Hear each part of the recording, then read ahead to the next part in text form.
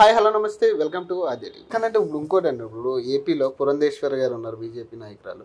మరి ఆవిడ మీద ఇప్పుడు పోషాన్ కృష్ణమూర్తి గారు కూడా చాలా వ్యాఖ్యలు చేయడం జరిగింది కదా మనం చూసాం. అంటే మీ ఉద్దేశం ఏంటి దాని మీద? అంటే పోసాని కృష్ణమూర్తి ఒక పుచ్చిపోయిన నోరు, అది చాలా దరిద్రంగా తయారయ్యాడు ఈ మధ్యగా.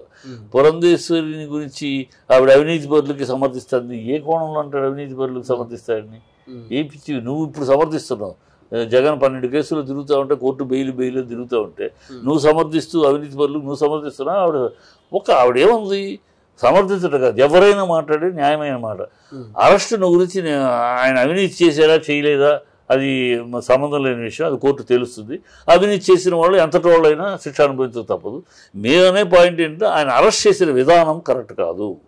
మేము బీజేపీ అరెస్ట్ చేసాం, ఒక డిప్యూటీ సీఎంని అరెస్ట్ చేసాం ఢిల్లీలో. కానీ మేము ఏ విధానంలో అరెస్ట్ చేసాం? అనుభవం ఉన్నాడు సీఎం, అతను నోటీసులు పంపించాం, 2 సార్లు రాలేదు, 3వసారి గట్టిగా వార్నింగ్స్ పంపించాం, వారెంట్ తీసుకోవచ్చు, వచ్చాడు, 4వసారి వచ్చాడు, అతన్ని ఎంక్వైరీ చేశారు, కొన్ని దొరికి దాంతో కోర్టులోకి వెళ్ళి ఇదిగోండి ప్రైమరీ ఫేసి దొరికినాయి కొన్ని, దీని ప్రకారం ఇంకా ఆయన కస్టడీలోకి తీసుకుంటే కానీ మొత్తం రాదు బయటకు కోర్టు ఇచ్చింది. అలా అది పద్ధతి. ఇక్కడ ఏ పద్ధతి లేకుండా చంద్రబాబు నోటీసులు ఇచ్చారా? ఇవ్వలేదు. నోటీసులు ఇచ్చి ఆయన అభిప్రాయం కనుక్కుని ఆయన ఒపీనియన్ కనుక్కుని ఆ ఒపీనియన్లో మీకు సాటిస్ఫై అవ్వలేదు, మాకు ఇంకా కావాలని అప్పుడు కోర్టుకు వెళ్ళి తీసుకుంటే ఒక పద్ధతి. ఏ నోటీస్ ఇవ్వకుండా గబుకు తెల్లారుజామున వచ్చి అరెస్ట్ చేసి వెళ్ళిపోవడం రాంగ్ విధానం. ఆ పద్ధతి కరెక్ట్ కాదు. అది ఆ పద్ధతి ఎందుకు చేశారంటే జగన్ అట్లా చేశారు కనుక జగన్ అట్లా చేశారు, జగన్కి అట్లా నోటీస్ అట్లా జరిగి చెప్తే ఇప్పుడు అది కరెక్ట్ కాదన్నాం. దాని సమర్థింపు ఎట్లా ఉంది? అది ఎవరైనా ఒక పవనే ఒక చంద్రబాబే కాదు, ఎవరిని అలా చేసినా మేము మాట్లాడతాం. అవినీతి పనులు అరెస్ట్ చేయడం తప్పని ఎవరు అనరు. అవినీతిలో కాదా ప్రతి కోర్టు తెలుస్తుంది, నువ్వు నేను కాదు తేల్తాల్సింది. ఏ వ్యక్తిని అరెస్ట్ చేసినప్పుడు ఒక 40 ఏళ్ళు రాజకీయాల్లో ఉన్నాడు, 14 ఏళ్ళు సీఎంగా చేశాడు. అలాంటి అతను వ్యక్తిని అరెస్ట్ చేసినప్పుడు ప్రోటోకాల్ పాటించాలి. జయలలిత చేసినలాగా జయలలిత అలాగా అర్ధరాత్రి నిద్రపోతానికి కరుణానిధి గారిని లేపుకొచ్చి తీసుకొచ్చేసింది. అట్లా చేస్తే ఎట్లా? అది తమిళనాడు రాజకీయాలు. కానీ దీనివల్ల ఎంతో కొంత సానుభూతి యాడ్ అవుతా. ఎప్పుడు యాడ్ అవుతుందటమ్మా, ఇది హైపోథెటికల్కి వస్తుంది. ఎప్పుడు యాడ్ అవుద్ది అదే చెప్తా. ఈయనకి రేపు బెయిల్ వచ్చింది, సపోజ్ రేపు కోర్టులో బెయిల్ ఇచ్చారనుకో, ఇప్పుడు 2 రోజులు ఇంట్రాగేషన్ పర్మిషన్ ఇచ్చారు, అయిన తర్వాత వాయిదా ఉంది, ఆ బెయిల్కి పెట్టేసి బెయిల్ కనుక కోర్టు ఇచ్చింది అనుకోమ్మా, సీఎం హీరో, చంద్రబాబు హీరో, జగన్కు చుక్కలు, ఇతను హీరో అతను జీరో అయిపోతాడు. ప్రజల్లో బీభత్సమైన తేడా వస్తాయి. నువ్వు దొంగవి, అందుకని నువ్వు 6 నెలలు నువ్వు ఎన్నింటి ప్రయత్నించిన చట్టం నీకు ఇవ్వలేదు, ఇది మా లీడర్కి వచ్చిందంటే మేము ఇది తప్పు చేయలేదు, నువ్వు అక్రమంగా కేసు పెట్టావు అందుకనే బెయిల్ వచ్చింది అని ఊగిపోతారు. ప్రజల్లో కూడా చంద్రబాబు మళ్ళీ పర్యటన రాగానే హీరో అయిపోద్ది, హీరో సారబోతే అన్నీ వచ్చేస్తాయి, జగన్ జీరో. లేదు ఇతను పదవి అలాగే కంటిన్యూ 7 కేసులు ఇంకా 7 కేసులు చేస్తున్నారు, పీటీకి వేసారు ఉన్నాయి, ఒకసారి ఏమంటే నన్ను ఎట్లా చేశారు అట్లాగే చేస్తాను, జగన్ కూడా అట్లాగే చేశారు, ఒక కేసు తర్వాత ఒక కేసు, జేడీ లక్ష్మీనారాయణ పెట్టుకుని కేసు అమ్మట కేసు అది బెయిల్ వచ్చేటప్పుడు ఈ కేసు బెయిల్ వచ్చేటప్పుడు ఇంకో కేసు, అట్లా కదా చేశారు. సేమ్ స్టైల్లో నువ్వు నేర్పిన విద్య నెరవేర్చు అన్నట్టు అదే స్టైల్లో చేస్తారు. ఆ రోజు మీ టైం మీరు చేశారు, ఈ టైం ఇప్పుడు నా టైం నేను చూపిస్తానని చెప్తున్నాడు. కనుక అతను సక్సెస్ అయ్యి జగన్ చంద్రబాబు జైల్లోనే మగ్గుతూ ఒక 5-6 నెలలు, లోకేష్ కూడా జైల్లోకి వెళ్ళిపోతే తెలుగుదేశం పులి స్టాప్, మరొక దశాబ్ద కాలం పాటు తెలుగుదేశం ఉనికి ఉండదు. వీళ్ళిద్దరు వెళ్ళిపోతే లోపలికి ప్రజల్లో ఏమవుద్ది? హీరో మొగాడవుతాడు జగన్. మొగాడురా ఇన్ని వాగేరీలు లోపలేస్తే దిక్కులేదు వాళ్ళకి. అంటే అప్పుడు పవన్ కళ్యాణ్ పక్కన పెడతారంట, పక్కన పవన్ కళ్యాణ్ ఏముందా? పవన్ కళ్యాణ్ వల్ల ఏమీ జరగదు. చంద్రబాబుకి పవన్ కళ్యాణ్ వల్ల ఒరిగేది లేదు. ఊరినే పవన్ కళ్యాణ్కి పోయింది, గతంలో బిగినింగ్లో ఉన్న ఇమేజ్ పోగొట్టుకున్నాడు తనే. ఇన్స్టెబిలిటీ ఇవాళ జగన్ పవన్ కళ్యాణ్ ఫ్యాన్స్ మీరు చూడండి ఎంత ట్రోల్ చేస్తున్నారు, వాళ్ళ ఫ్యాన్సే తిరుగుతున్నారు. మమ్మల్ని తాకట్టు పెడతారా? మేము చంద్రబాబు సీఎం అవటం కోసం, మేము లోకేష్ వీళ్ళు సీఎం అవటం కోసం మేము ప్రాణాలు తయారు చేయాలా?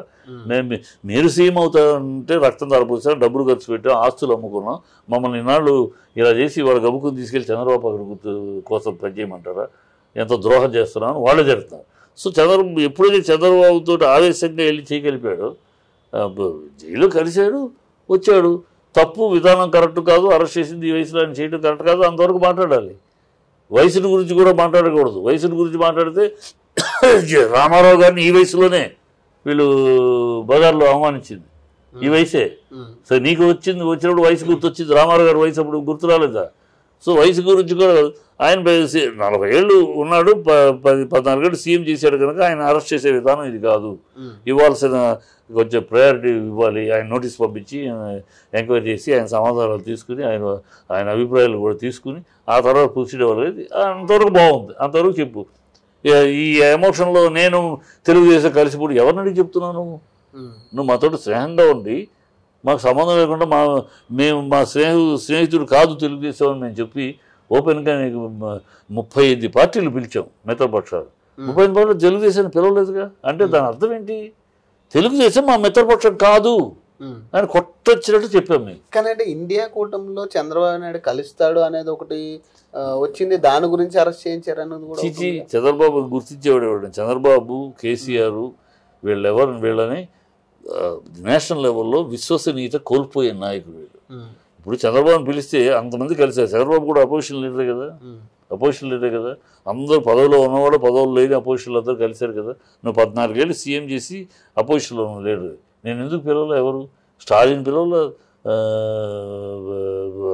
అఖిలేష్ యాదవ్. చంద్రబాబు నాయుడు విజనరీ అంటారు కదా, మరి అది లేదంటారా? అది హైదరాబాద్ విషయంలో కానీ 2020 విజన్ ఏమైందమ్మా? ఇప్పుడు 2047 అన్నాడు మోడీ గారు అన్నారు కనుక 2020 విజన్ ఏమైంది? ఎక్కడ? కాలగర్భంలో కలిసి 2023 కూడా వచ్చేసింది. ఏమైంది ఆయన విజన్? మాటలు చెప్పడానికి వేరు. ఆయన Chandrababu is not a creator, is a decorator. ఎవరో చేసిన దాన్ని తను డెకరేట్ చేసి నాది అని చెప్పుకోగలిగే సమర్థుడు. తెలుగుదేశం ఆయన నిర్మించలా. తెలుగు కోసం, పార్టీ నిర్మాణం కోసం ఒక్క చెమట బుట్టు చెందించలే ఆయన. తెలుగు కోసం జెండాని ఏర్పాటు కానీ, దాని ఏర్పాట్లు కానీ, దేనికి కూడా ఒక బైలాస్ కానీ, దేంట్లో చంద్రబాబు ఒక అరగంట కానీ ఒక్క చెమట చుక్క కానీ కాల్చరా. ఆ టైంలో ఆయన కాంగ్రెస్లో ఉన్నాడు. మామయ్యతో కూడా అవసరమైతే పోటీ చేస్తారని ప్రగల్భాలు పలికాడు. ఓడిపోయిన తర్వాత గోడ దూకి బతిమాలుకుని వచ్చాడు పార్టీకి వచ్చి తన బుద్ధి చూపించుకున్నాడు. ఆయన ప్రధాన అమాయకుడు.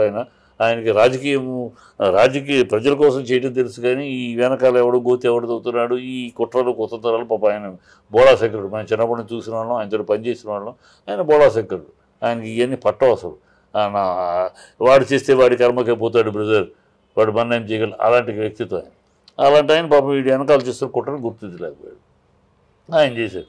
సో చంద్రబాబు అనే వ్యక్తి నీతిపరుడను అంటానికి లేదు. ఈ దీంట్లో ఎంత తప్పు చేశాడు కోర్టు తేల్చలే. కానీ అసలు 2 ఎకరాలు పెంకుటిల్లు, మరి వాళ్ళు లక్షల కోట్లకి ఆస్తిపరుడు కదా, ఎక్కడి నుంచి వచ్చింది?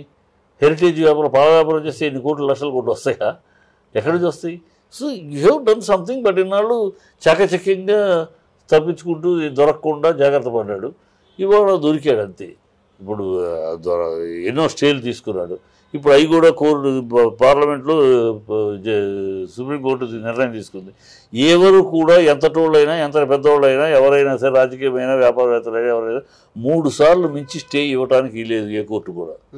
3వసారి స్టే ఇచ్చినాక 4వసారి ఆటోమేటిక్గా అది కన్సిడరేషన్ ఫర్ ఛార్జ్ షీట్ మిగతా 3 సార్లు వరకు. అంటే నెక్స్ట్ ఎలక్షన్స్ పరిస్థితి ఏంటంటారు మరి 2024? ఇదే పద్ధతి కంటిన్యూ చేసి చంద్రబాబు కనుక లోపలికి వెళ్ళిపోతే, ఉండిపోయి లోకేష్ కూడా లోపలికి వెళ్తే ఆ పార్టీ జీరో. బంగారు పల్లెల్లో జగన్కి అది ఇచ్చినట్టు అవుద్ది. లేదు చంద్రబాబు బయటకు వచ్చాడా, ఇతను హీరో, అతను 151 కాదు కదా, 1 సీటు వచ్చినా ఆశ్చర్యపడా, మొత్తం అతను జీరో అవుతాడు.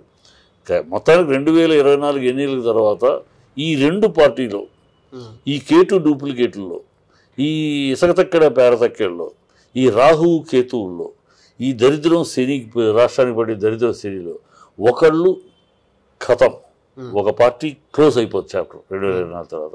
అప్పుడు ఆ వ్యాక్యూమ్ని మేము బీజేపీ, అందుకని మేము ఇప్పుడు తొందరపట్ల, మేము 2029కి మాకు మ్యాప్ వేసుకున్నాం.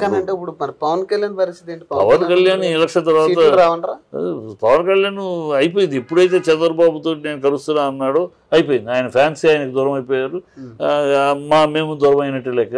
మేము అఫీషియల్గా మేము మా పనులు మేము చేసుకునే, పవన్ మా స్నేహితుడు అని చెప్పుకునే, ఎందుకంటే గీత దాటేశాడు. అతను నిర్ణయం మిత్రులు అన్నప్పుడు మేము నిర్ణయం ఏదైనా తీసుకుంటే నీకు చెప్తున్నాం కదా, అవును నేను పిలిచి మాట్లాడుతున్నాం కదా, నీకు ఆ సంస్కారం ఉండాలి కదా. వాళ్ళతో ఉన్నామే, ఎన్డీఏలో పార్ట్నర్గా ఉన్నాం మనం. ఎన్డీఏలో పార్ట్నర్ కానీ చంద్రబాబు తోటి మేము కలిసి పోటీ చేస్తుంటే వాడితో సంప్రదించి కదా నిర్ణయం చెప్పాలి. మన ఇష్టానికి ఎట్లా చెప్తాం అని కనీస రాజకీయ పరిజ్ఞానం కావాలి, రాజకీయ విధానం కావాలి, రాజకీయ నిబద్ధత కావాలి. అవన్నీ కోల్పోయాడు. సో ప్రజల్లో అవన్నీ చర్చిస్తున్నారు. ఈడేవిడ బాబు నిన్నటిదాకా అన్నాడు బీజేపీ వచ్చేదాకా, నువ్వెవడు బీజేపీ వచ్చేదాకా నిద్రపోనంటానికి. మాదొక స్టేట్, మాదొక పార్టీ, నేషనల్ పార్టీ, మాకు ఒక పదవి ఉంటాయి. మేము మా వ్యక్తిత్వాన్ని కాపాడుకుంటాం. మాకు ఒక సీట్ వచ్చిందే 5 ఏళ్ళు ముందు. ఈ 5 ఏళ్ళు మా దగ్గర మాకేమైనా ఎంపీ సీట్ కానీ ఎమ్మెల్యే సీట్, మా పార్టీ మనుగడ లేదు ఆంధ్రలో. మా పార్టీ గురించి మాట్లాడకుండా రాజకీయాలు జరిగినాయా? మా అధికారం లేవు. ఇంకా ఒక్క ఎమ్మెల్యే 2024 డిసైడ్ చేస్తుంది. ఈ ఇద్దరిలో ఒకళ్ళు పోతారు, ఒకళ్ళు భూస్థాపిత అవుతారు ఈ 2 పార్టీలు, వైఎస్ఆర్సీపీ బీకా. అయినాక ఆ గ్యాప్ను మేము ఫిలప్ చేస్తాం, ఆ వ్యాక్యూమ్ని మేము సాధిస్తాం. అది right. Thank you sir. Thank you.